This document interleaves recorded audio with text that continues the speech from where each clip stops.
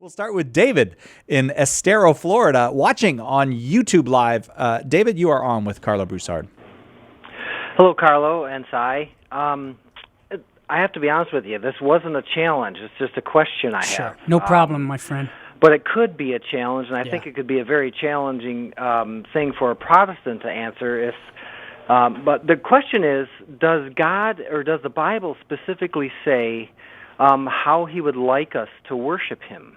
In other words, they frequently refer to their services as worship services and whatnot, but I think that is the new covenant essentially a worship of God?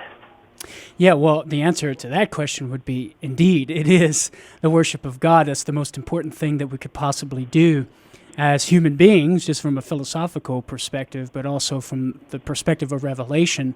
We are called to worship him in order to achieve perfect and complete human happiness. The question that comes up is the manner in which we worship him. How are we to worship God? And I think, David, this all boils down to thanks be to God for Jesus leaving us an authoritative voice to teach us how to appropriately worship him, because we can know for certain the appropriate manner in which we are to worship God, and the way in which we do that is through the holy sacrifice of the Mass.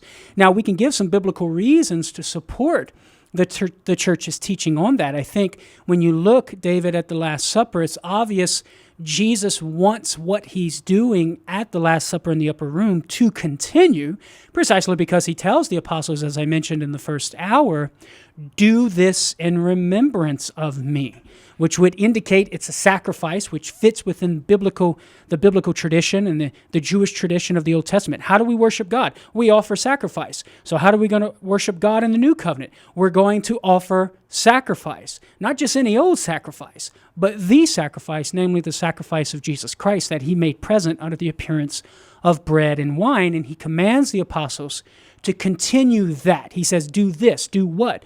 Change bread and wine into himself, offering it to the Father, so that sacrificial offering, the one same sacrificial offering, would continue throughout all generations, alluding back to the prophet Malachi, where he talks about how God's name will be great among the Gentiles and how a pure sacrifice will be offered to God. And that's fulfilled in the New Covenant with the holy sacrifice of the Mass. And even, David, St. Paul, we can look to St. Paul's theology on the Eucharist, and we can see implied there that the Last Supper and the offering of the holy sacrifice of the Mass was continued. For example, in 1 Corinthians chapter 10, verse 16 through 17, St. Paul is writing about participating. The bread which we break, is it not a participation in the body of Christ? The cup which we bless, is it not a participation in the blood of Christ? And he talks about partaking of the cup and the bread at the table of the Lord, which is loaded with sacrificial imagery there.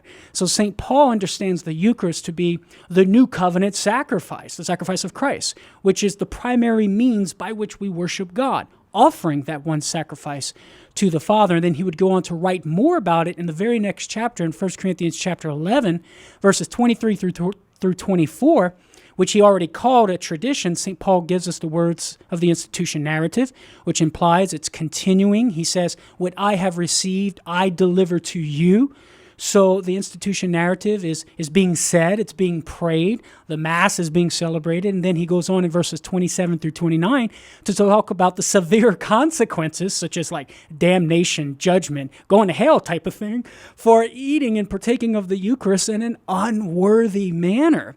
So we see from St. Paul's writings that the Eucharist was continued among the Christian community and was a means of worship of God because he understands it to be a sacrifice. In fact, in 1 Corinthians 5:7 through 8, St. Paul would talk about how since Christ, our Passover lamb, or our paschal sacrifice has been sacrificed, he says, let us keep the feast. What feast? The Feast of Unleavened Bread, which Jesus instituted at the Last Supper and changed bread into his body and blood. So St. Paul understands that the Eucharist continues, and that's the way in which we primarily worship God. Now, of course, we're going to worship God in other ways as well. Romans 12:1, St. Paul talks about offering our bodies to God as a living sacrifice.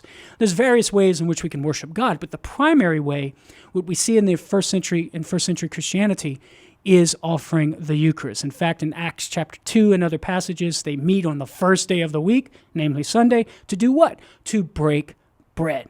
So that was the primary form of worship. Is that helpful, David? Very helpful. Can I have a follow-up question then? Okay, far away. We'll try to tackle it quickly. Related to this, though. Yeah.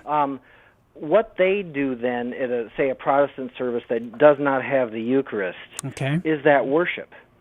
Yeah, I mean, I would say it's worship in the sense that they're adoring God. They're offering their hearts and minds to God, which is the essence of prayer. It's the essence of adoration. It's the essence of worship, right? Where we acknowledge Him as the Creator and the Lord, the giver of life, right? But it's not the highest form of worship, David, because the highest form of worship is offering the holy sacrifice of the Mass, which the priest does and that we participate in. Thank you very much, David.